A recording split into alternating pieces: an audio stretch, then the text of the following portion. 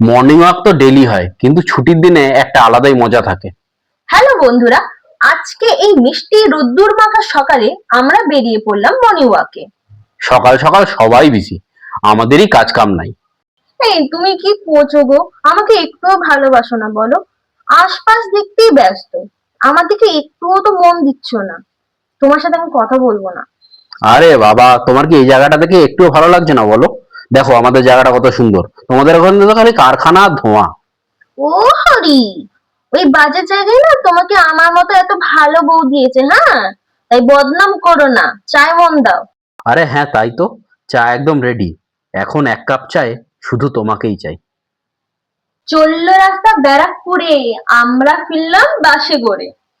বাজারে ছিল হরেক মাছ, কর্তা করছে বাছার কাজ।